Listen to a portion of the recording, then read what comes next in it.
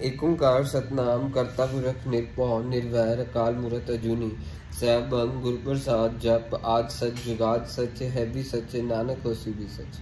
वाहिगुरु जी का खालसा वाहिगुरु जी की फतेह। Dear students, in this video I am going to cover very important question of not for profit organization chapter. Following is the receipt and payment of Bharti Club for the year ended 31st March blah blah blah blah blah. अब अपनी book में से question को refer कर ले और इसका solution देखिएगा। आपको सबसे पहले रिसीट पेमेंट अकाउंट में टू बैलेंस ब्रॉट डाउन दिया है 10,500। टू बैलेंस ब्रॉट डाउन मतलब क्लब के पास इतना कैश पड़ा है, कितना पड़ा 10,500, वो ओपनिंग बैलेंस शीट के कैश वाले साइड चले जाएगा, एसेट में कैश चले जाएगा। सो इतना बैलेंस पड़ा हुआ 10,500 का साल की शुरुआत में, मतलब इन्ना कैश पिया। टू बैलेंस ब्रॉट डाउन का मतलब है इन्ना क्लब को कैश पिया होया, ठीक है जी। ओपनिंग बैलेंस शीट कैश वाले पास से चला गया। अगली चीज देखो, बैलेंस ब्रॉट डाउन तो बाद टू सब्सक्रिप्शन है, मींस वो बाय सब्सक्रिप्शन इतने आ जाऊगा, इनकम है ना क्लब ली मेन सोर्स ऑफ इनकम है। सो बाय सब्सक्रिप्शन हो गया। सो सब्सक्रिप्शन इन्नी रिसीव करी, उस बाद तुहानू पता है फॉर्मूला की हुंदा plus outstanding and minus outstanding start plus advance start minus advance and, ये तुहानू फॉर्मूला पता है। नीचे एडजस्टमेंट्स तुहानू दित्तियां होईयां वैल्यूज, जरा ध्यान नाल देखियो। आउटस्टैंडिंग एंड इन्ना दिता, आउटस्टैंडिंग स्टार्ट इन्ना दिता, एडवांस स्टार्ट इन्ना दिता, एडवांस एंड इन्ना दिता, आपां लिख दिता इत्थे। फिर तुहानू पता होना चाहिए outstanding subscription in the and ये एसेट होगी closing balance sheet. Outstanding subscription in the and closing balance sheet से एसेट साइड लिख देता है।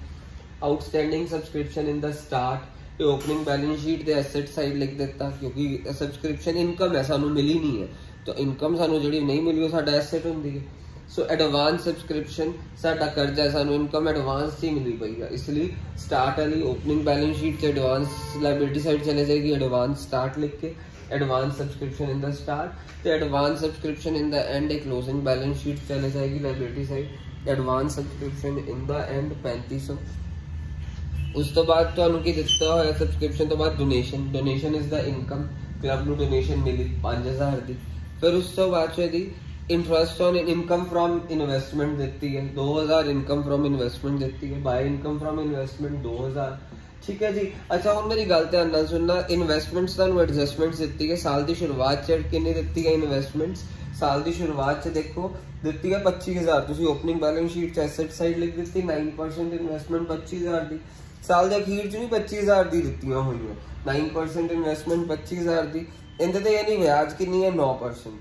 9% ऑफ 25,000 करिया सानू पूरे साल की ब्याज मिलनी है। सो 9% ऑफ 25,000 करिया साडे कोल 2250 आ रहा है। पर 2250 चो मिलिया कितना है देखो 2,000 रिसीट पेमेंट अकाउंट के अकॉर्डिंगली, यानी कितना हले नहीं मिलिया 250।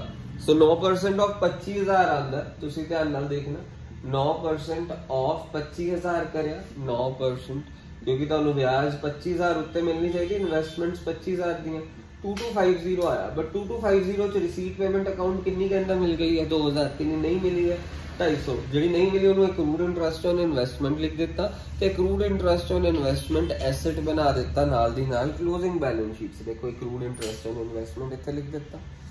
अच्छा उस तो बाद जी हुण आ जाओ एक उधरले पासे पेमेंट अकाउंट, पेमेंट वाले पासे सैलरीज एक्सपेंस है, 2 सैलरीज लिख दिता है इत्थे।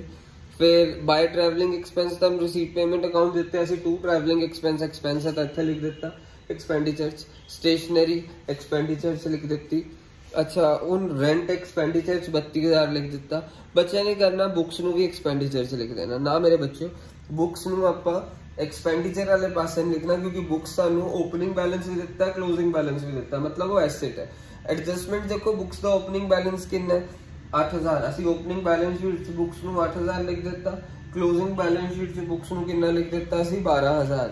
फिर जिंदा भी ओपनिंग ते क्लोजिंग बैलेंस दिता हुंदा असं की कर दीदा हुंदा, जिस भी एसेट का ओपनिंग एंड क्लोजिंग बैलेंस दिता हुंदा उनदा असं की करीदा कंज्यूम्ड कड्डीदा, मतलब डेप्रीसीएशन।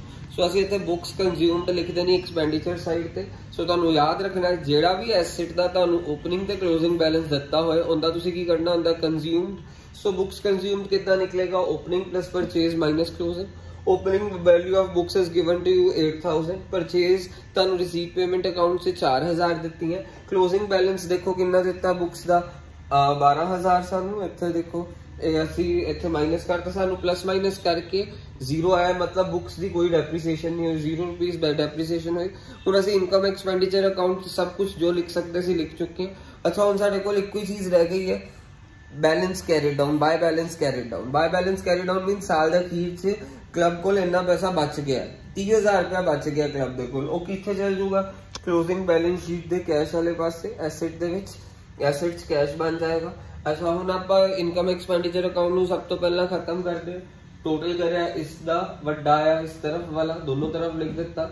बैलेंसिंग फिगर साडी यानी इस तरफ आ रही है, इस तरफ है तो surplus carried to surplus carried down. Balancing figure जिथे होंदी तां by deficit carried down balancing figure होनी सी जे इधर होंदी, पर है नहीं, इसलिए मैं इत्थे काटा लगा दिता। सो मेरी बैलेंसिंग फिगर इत्थे आ रही है to surplus carried down balancing figure. हुण मैं ओपनिंग बैलेंस शीट का काम खत्म करने के बारे सोच रहा। सो ओपनिंग बैलेंस शीट दे विच मैं टोटल करिया, इस तरफ का वड्डा आ रहा, इस तरफ टोटल दोनों पासे लिख दिता। 46,900 चो 2,000 माइनस करिया, मेरी बैलेंसिंग फिगर इत्थे आ रही है। ਉਹਨੂੰ मैं की कहूँगा कैपिटल फंड। जे इत्थे आंदी हुंदी तां मैं ਉਹਨੂੰ डेफिशिएंसी बैलेंसिंग फिगर लिखदा, पर इत्थे आ नहीं रही है, इस तरफ मेरी उस तरफ आ रही है, उस तरफ है तो की होगी कैपिटल फंड हुंदी है। ठीक है जी। फिर ਜਿਹੜੀ ਵੀ बैलेंसिंग फिगर ਹੁੰਦੀ ਆ ਉਹ क्लोजिंग ਇਹਦੀ बैलेंसिंग फिगर ਤੇ ਇਹਦੀ बैलेंसिंग फिगर ਉਹ क्लोजिंग बैलेंस शीट से जाऊंगी ही जाऊंगी। सो एकदम सीधा चले जाऊंगा कैपिटल फंड ते सरप्लस एकदम सीधा इधर चला गया, दोनों प्लस हो गए एंड इत्थे लिख देना प्लस करके। जे डेफिसिट आया हुंदा इधर ਤਾਂ वाली बैलेंसिंग फिगर इत्थे कितना होनी सी, इधर जाके वो माइनस हो जाना सी कैपिटल फंड से। सो कैपिटल फंड देखिया, कैपिटल फंड आ सीधा एकदम नीचे गया। इनकी बैलेंसिंग फिगर सरप्लस आई सी, असी सरप्लस इधर सीधा लैके प्लस कर दिता। J capital fund balancing figure होंदी ते इधर बैलेंसिंग फिगर डेफिसिट होंदी तां आह चीज उत्थे जाके माइनस हो जानी सी, मीन ये वाली उदा जानी सी। ते अगर बाय चांस उन बच्चों के दिमाग से डाउट आ जाता तो डेफिशिएंसी होंदा, डेफिशिएंसी ने सीधा इत्थे जाना सीगा ते डेफिशिएंसी ने सीधा इत्थे जाना सीगा ते सरप्लस ने उधरों दी इधर आके माइनस हो जाना सीगा। जे इत्थे बैलेंसिंग फिगर दोनों ही इस तरफ होंदियां, डेफिशिएंसी होंदी इत्थे ते इत्थे डेफिसिट होंदा, फिर आ एकदम सीधा जाना सी, उहदे च डेफिसिट प्लस हो जाना सी। डेफिशिएंसी ने सीधा इत्थे जाना सीगा ते आले डेफिसिट ने इत्थे जाके प्लस हो जाना सी। तुसीं याद रखना, जे कंफ्यूज होंदे तो एक बार याद रख लो। कैपिटल फंड एकदम दोबारा तो देख लो, कैपिटल फंड एकदम सीधा गया इत्थे एंड सरप्लस भी एकदम सीधा गया, उत्थे जाके प्लस हो गया। जे डेफिसिट आया हुंदा इत्थे आके डेफिसिट की होना सी, डेफिसिट ने इधरों दी इधर आना सीगा, माइनस हो जाना सी। एंड जे इत्थे तुहाडी balancing figure opening balance sheet से इत्थे आई हुंदी, डेफिशिएंसी होनी सीगी, डेफिशिएंसी ने इत्थे जाना सीगा एकदम सीधा ते सरप्लस ने उत्थों दी आके इत्थे माइनस हो जाना सी। ते डेफिशिएंसी जे इत्थे तुहाडा डेफिसिट हुंदा ते डेफिशिएंसी मीन दोनों इधर ही होंदियां, बैलेंसिंग फिगर दोनों डेफिशिएंसी ने इत्थे आना सी, उनदे च डेफिसिट ने प्लस हो जाना सीगा। इस चीज़ को अपने दिमाग से बन लो। सो तुहाडा हुण इस क्वेश्चन दे ही आपां रहने आ, बाकी केस नूं भुल जाने। कैपिटल फंड सीधा है एंड सरप्लस सीधा के माइनस हो गया। सो साडा इत्थे दोनों का टोटल करके 58050 आया। तुहाडा क्लोजिंग बैलेंस शीट का टोटल मैच करना चाहिए एंड मेरा मैच कर भी रहा 71550 71550। दैट्स इट, क्वेश्चन खत्म हो गया।